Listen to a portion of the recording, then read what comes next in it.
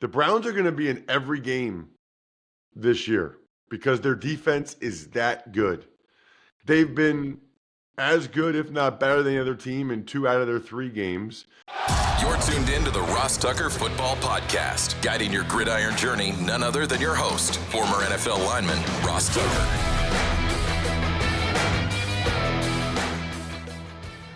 Oh, yeah, it is. But it's not just any Ross Tucker Football Podcast. It is a Power Rankings Tuesday where I not only give you the biggest takeaways from what was an epic Monday night game between the Ravens and the Lions, but also let you know where every single team in the NFL stacks up, including your team, with my power rankings 1 through 32, where I think these teams would be if they played a series of games against each other in my backyard or Wichita, Kansas, or whatever. We don't mess around here on the Ross Tucker Football Podcast. We dive right into it. It's Big Show time. The Big Show. All right, Ross, what are your thoughts on last night's game where the Lions, they beat the Ravens on a last-second fourth-down conversion, 38-30? That was an awesome football game.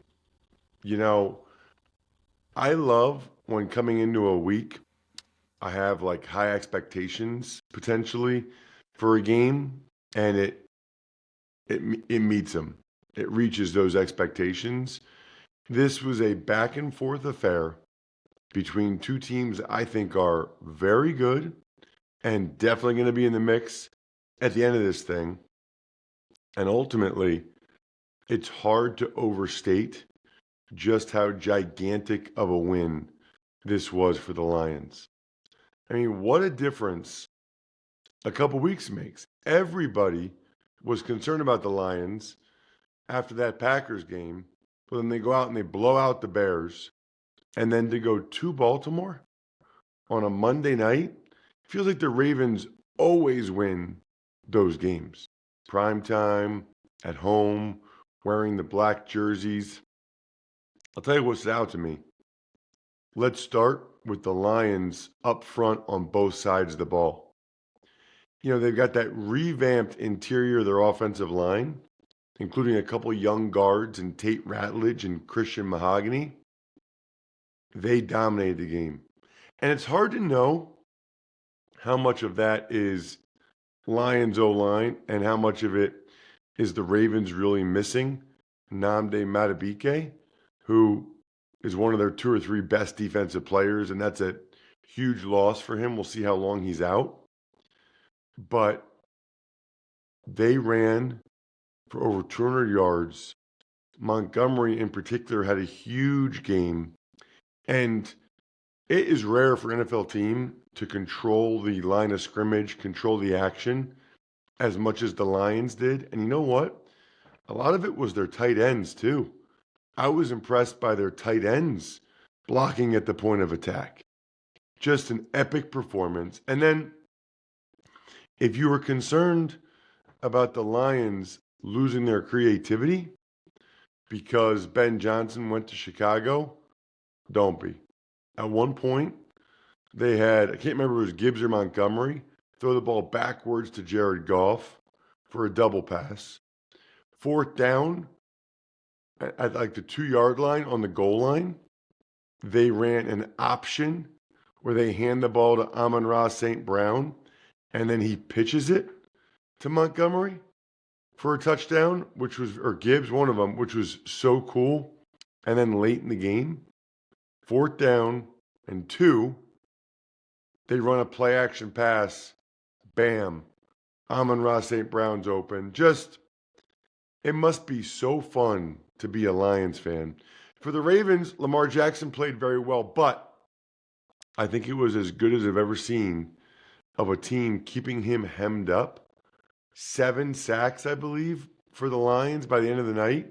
They kept Lamar caged up in the pocket, didn't let him escape, and they were able to chase him down quite a bit, which you just don't see very often. He threw the ball very well, but it wasn't enough, and Derrick Henry, 3rd straight week, he had a fumble for the Ravens, which is now like super, super concerning if you're a Ravens fan that a guy that fumbled once over the last 2 years has now fumbled 3 straight games because it cost the Ravens dearly yet again. Awesome game. Kudos to the Lions for getting it done on the road. More great stuff right after this. I think I got 4 emails from you guys last week, all using the code Ross on the Game Time app, which is amazing.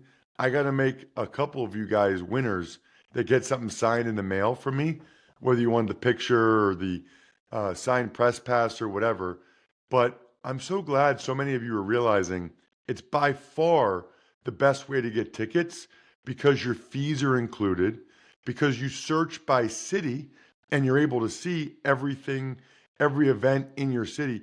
I think you guys would be surprised by some of the comedy shows, some of the concerts that are in your area that you don't even realize. They have that lowest price guarantee. So take the guesswork out of buying NFL tickets with Game Time. Download the Game Time app, create an account, use code Ross for $20 off your first purchase. Terms apply. So again, create an account, redeem code ROSS for $20 off. Swipe, tap, ticket, go. Download the Game Time app today. I did an absolutely epic taste test with Labatt Blue, folks. It was amazing. If that video is not out already, it will be soon. Check it out. It's hilarious and amazing. And then go ahead and buy some Labatt and then get rewarded for it. I love this concept. I don't know who came up with this at Labatt, but it's genius, right?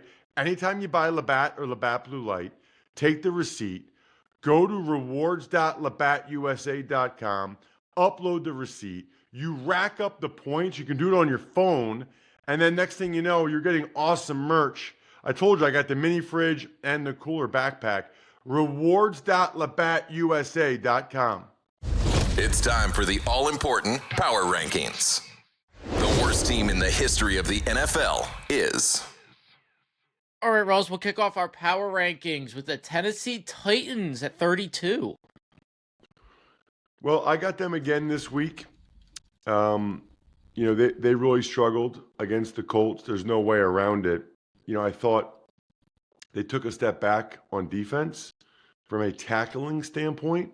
They had been tackling pretty well, but they really struggled to tackle Michael Pittman, Jonathan Taylor, and offensively, Cam Ward's still learning some things in terms of getting rid of the ball, and he had that pick 6.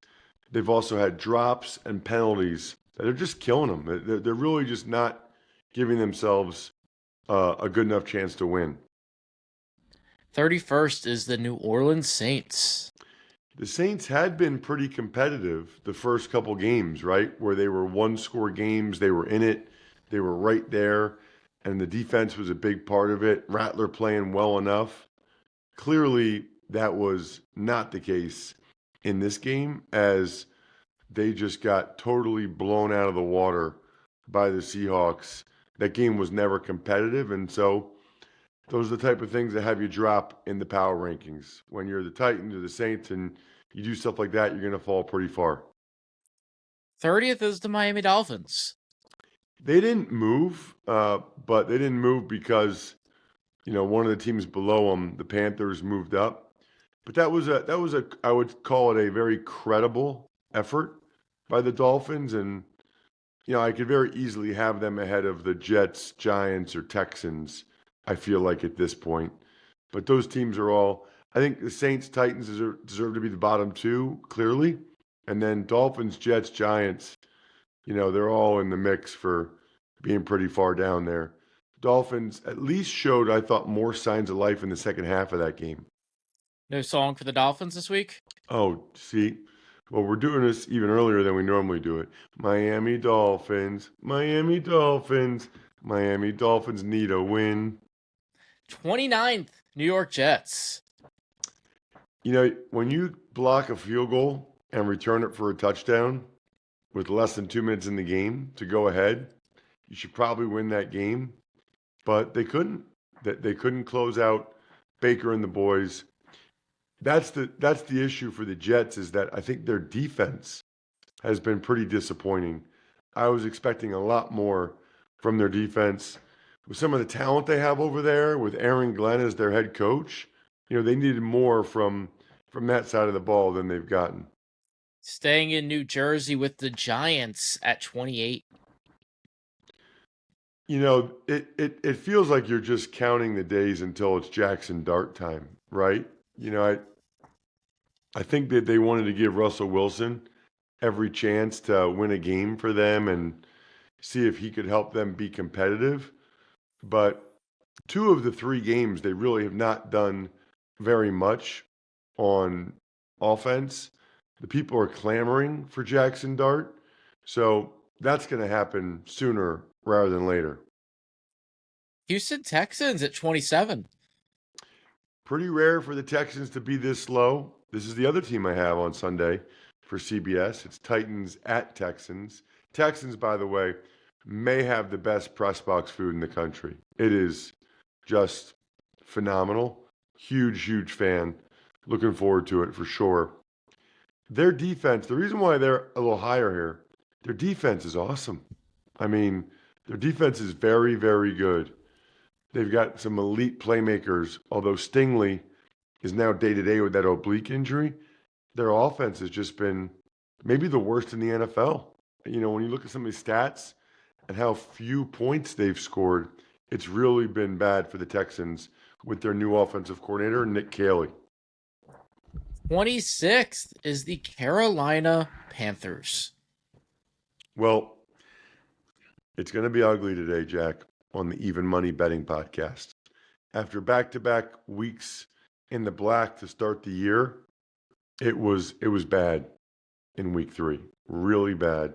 And the Panthers are one of the reasons for it. Some of our teaser legs, we got very much surprised by some of these teams coming out of nowhere and playing much better than we thought. Carolina, certainly one of them. Even, they weren't great on the offensive side of the ball, but their defense to just totally shut out the Falcons like that is stunning. And I would say very encouraging. Next up is the Las Vegas Raiders at 25. Not sure what happened. I was feeling a lot better about them after week 1, but now it's back-to-back weeks where the offense can't do anything. I mean, they can't run it. They can't protect Geno. Defense, I guess, is okay, and Max Crosby's making a bunch of plays, but certainly not good enough. And they gave up, 40 points, got run on by the Commanders. I was expecting more from the Raiders the last couple of weeks, that's for sure. 24th is the New England Patriots. So they really should have won that game. I mean, 5 turnovers, down near the goal line. They outgained the Steelers by a lot. Some of those penalties. I think the Patriots are pretty clearly the second best team in the AFC East. They're not going to give the Bills a run for their money, but they still might be somewhat competitive, obviously, which people were thinking. 23rd is the Cincinnati Bengals. Well, that was laying an egg. I don't know if you saw, I posted this on social media, at Ross Tucker NFL. There's a stat out there where supposedly Bengals running back Chase Brown has negative 54 yards before contact this season. That doesn't sound possible. On like 40-some carries. So he's averaging over a negative yard per carry in terms of contact behind the line of scrimmage. That's hard to believe. Like, I don't know how that's even a real thing in pro football, but evidently that's a statistic. And they were, Browning, I was disappointed in him. The turnovers, they can't run it, and the defense clearly wasn't good and hasn't been good so far this year either. 22nd, Chicago Bears. Duh, Bears. I saw where my buddy Kyle Brandt said that it was the most enjoyable Bears game in at least a couple years. I bet. I mean, they took care of business. Caleb Williams looked like he knew what he was doing. He wasn't getting sacked. They were creative. They were getting big plays. They were getting chunk plays. Their defense was turning the Cowboys over. It was the marquee Sunday 425 game. I don't know why it was. Rams Eagles would have been the perfect choice, but I don't know who makes those decisions. But the Bears, in a big spot with a lot of people watching, took care of business. That had to be really, really highly encouraging. 21st is the Cleveland Browns. And they are the West Shore home most improved team of the week. Presented by my good friends at West Shore Home, the experts in bathroom, window, door, and flooring projects. Go to westshorehome.com/Ross to get started. West Shore Home, remodeling, reimagined. It's funny because I just do the power rankings and then I send them the Jack. I wasn't necessarily expecting the Browns to be the most improved team. The Browns are going to be in every game this year because their defense is that good. They've been as good, if not better than the other team in 2 out of their 3 games. Maybe they shouldn't have won the Packers game, but they definitely should have won the first game against the Bengals. And so for the Browns, their formula for success is pretty clear. Defense plays awesome. Offense does enough. But they really might have the best defense in the NFL. And if you're the best defense in the NFL, you're going to win more games than people think. 20th, Atlanta Falcons. I just realized I forgot to do the Raiders as well. The Falcons, that was stunning. All the positive vibes I had for them after their big Sunday night road win in Minnesota just went right out the door when you lose 30-0 to the Carolina Panthers like that. I try not to overreact too much to any one game because the Falcons were pretty darn good those first 2 games. 19th is the Dallas Cowboys. And I can absolutely see Bears fans saying, how are they behind? How are they in front of the Bears? And I would say that's a good question. But the Bears just got blown out by the Lions too. Let's not kid ourselves. The problem for the Cowboys is the injuries. Now it looks like CeeDee Lamb out several weeks with a high ankle sprain. Tyler Booker, the starting rookie right guard, out several weeks with a high ankle sprain. I mean, both those guys might go on IR. As I like to say, it's getting late early for the Cowboys. Jacksonville Jaguars at 18. I watched every snap of their game against the Texans, prepping for this game on Sunday. And Jaguars do some good things, but they have some awful penalties and some awful drops. So I don't know if I look at it and say they're really not that great, or they're 2-1 with some awful penalties, awful drops, and really, they're probably kicking themselves that they lost that Bengals game with the turnovers and drops. Otherwise, the Jags would be 3-0 right now. 17th is the Vikings. The Minnesota Vikings. We'll find out just how good they are over the next couple of weeks, but that was a thoroughly impressive beatdown of the Bengals with Carson Wentz. Obviously, the defensive touchdowns had a lot to do with it. Very interesting when Kevin O'Connell was asked if he's 100% committed to J.J. McCarthy and said he doesn't have to answer that question right now. That jumped out to me. Don't go anywhere. Got to pay some bills real quick. Man, it is still hot out, which is nice. The weather this past weekend, I'll be in Houston this upcoming weekend, going to be very hot. You know what that means? It's perfect for Surfside. You guys know I'm a huge fan. If you check out my social media at Ross Tucker NFL, especially in the summer, but even now, Surfside's only 100 calories. It's only 2 grams of sugar, 0 bubbles. That's the key. No carbonation. So it's easy to sip and enjoy no matter what your plans are this weekend. You guys know I'm a huge fan of the lemonade and iced tea combo with the vodka, of course. Look for the can with the sunset stripes. It's sold at bars, restaurants, and stores near you. You must be 21. Please drink responsibly. Pittsburgh Steelers, the halfway mark, 16. I mean, I think you can bet this. I'd have to ask Fezzik on Even Money betting podcast, but you have to think that the Steelers are going to be 9-8. You know, like at this point, it would be a stunner to me if they had any record other than 9-8. They feel like 9-8 so bad I can't even taste it. I can taste it, I guess, not can't even. They got outplayed by the Patriots, but the turnovers, they won the turnover battle. They did just enough. They won the game. Very Mike Tomlin-y win. 15, Broncos. Broncos, I mean, that's back-to-back weeks where they were right there, arguably the better team, and they just weren't able to close it out at the end. But that's the NFL. You know, if you have an elite coach and elite quarterback, you win more than your fair share of those. If you don't, you don't.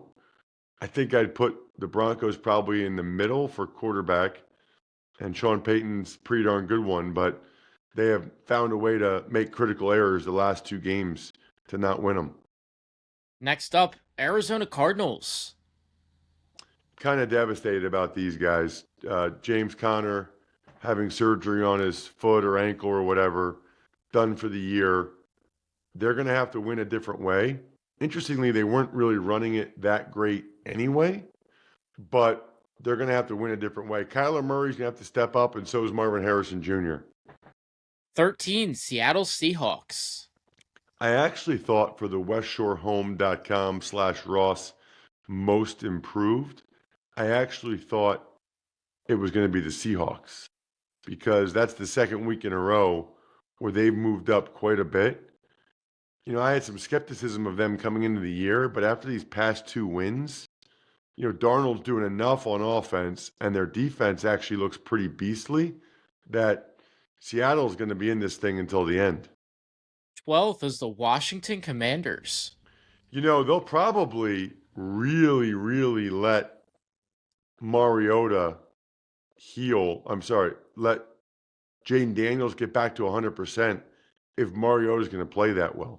If they're going to win games with Mariota like that, you don't want to take any chance of Jaden Daniels re-aggravating that thing. And their defense is playing really, really solid, and they're running it so effectively. We just talked about that. That's huge. 11th is the 49ers. I just feel so bad for their fans and for some of their players. One of the biggest pieces of information from yesterday, Nick Bosa, torn ACL again, done for the year again.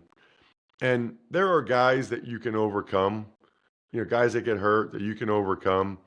He's not an overcomable player. You know, like they will have other guys step up and they'll try to manufacture pressure, but he's a true, you know, top 10, maybe top 5 edge rusher. He's a difference-making player. There aren't really that many difference-making players on every team. He's one of them. That is a devastating loss for the 49ers. Here's a slide. Kansas City Chiefs at 10. You know, they won, but I just think these other teams are better than them right now. I think these other teams would beat them if they played in this series right now. You know, maybe the Chiefs got their groove back in the second half a little bit, but to me, they still don't look very good. 9th is the Tampa Bay Buccaneers.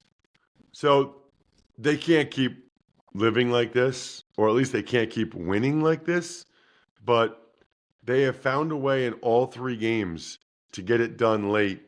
And you got to give a lot of credit to Baker Mayfield there, but also Todd Bowles. 8th, LA Rams. So the Rams lost, but the fact that they were up 26-7 in Philadelphia, 26-7 in Philadelphia against the Eagles is super impressive. They got a really good team. I'm not exactly sure what happened with that meltdown in the second half. A lot of it had to do, quite frankly, with the Eagles making some impressive plays. Staying in LA for the Chargers at 7. San Diego Superchargers, San Diego Chargers. Go, Chargers, go. Feels different. Feels different for the Chargers this year. Now, we'll see, because they really missed Rashawn Slater in that game against the Broncos. He's not really a player you can overcome either. The drop-off from Slater to Pipkins is massive, but they were able to still overcome it and win the game. 6th is the Indianapolis Colts. You know, I think I said this twice during the broadcast on Sunday, but I'm starting to wonder how good this Colts team is. Offensively, they have everything you could want. Defensively, I think they're okay. You know, they've got some good players, especially Buckner, Franklin, Bynum, Kenny Moore, but now Kenny Moore's banged up, which is why they signed Mike Hilton. But I'm just not sure they have the D linemen, the horses, to really be an elite team in terms of getting pressure on the quarterback. After last night, the Ravens are at 5. Drop them a couple spots. I think the biggest reason why is the loss of Matabike, and it doesn't sound real good, is a huge, huge loss. And I don't know if he's coming back this year, if at all. And I think last night was a pretty good example of how much they miss him. 4th is the Green Bay Packers. Dun, dun, dun, dun, dun, dun, dun. Go, Pack, go. So they lost the game. It's not the end of the world, but they didn't look real good. You know, I mean, the first couple of weeks they were super impressive. And to lose to a team that had been, you know, bottom 5 or so in my power rankings in the Browns, and the way in which they lost after they were talking crazy about going undefeated and stuff, Rasheed Walker, and then he's going to get smoked by Myles Garrett a few times. Not a good look for Green Bay. After their win last night, the Detroit Lions at 3. Reports of their demise have been greatly premature.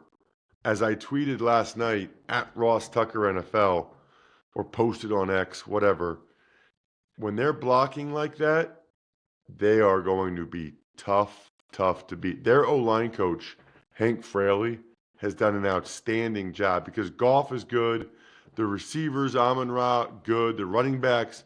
As long as they're controlling the line of scrimmage like that, and really they did it on both sides of the ball, they are going to be a dominant team. 2nd, Buffalo Bills. They just keep rolling. Buffalo Bills, they keep rolling. Hey, it wasn't the prettiest victory against the Dolphins, but you got to win that way sometimes too. Ross's number 1 team, which is totally meaningless, but it's fun and will get many of you incredibly annoyed, is... And the number 1 team is the Philadelphia Eagles. Number 1 team is presented by Smirnoff, and the Eagles are back. Presented by Smirnoff, the official vodka sponsor of the National Football League. Smirnoff, please drink responsibly. The Smirnoff Company, New York, New York, vodka, 40% alcohol by volume. So the Eagles are number 1 for a couple of reasons. Number 1, the Packers lost, didn't look that good. And number 2, the Eagles just don't lose. I mean, that's 20 straight wins, or 19 out of 20, but the one game they lost, Hurts only played the first quarter and got hurt. They don't lose when Jalen Hurts starts and finishes the game. They got to be the number 1 team in the league right now. Other than that, I think we're done here. Thanks for tuning in to the Ross Tucker Football Podcast. Make sure to also check out Even Money, Fantasy Feast, and College Draft, all on the DraftKings Network, YouTube, or subscribe to the podcast on your favorite platform. Shout out myfrontpagestory.com. You guys know how much I love making sure people in life know how you feel about them. There's no better way than myfrontpagestory.com. BackOfficeScheduler.com, HumanHeadNYC.com, Sporticulture, Pizza Boy Brewing.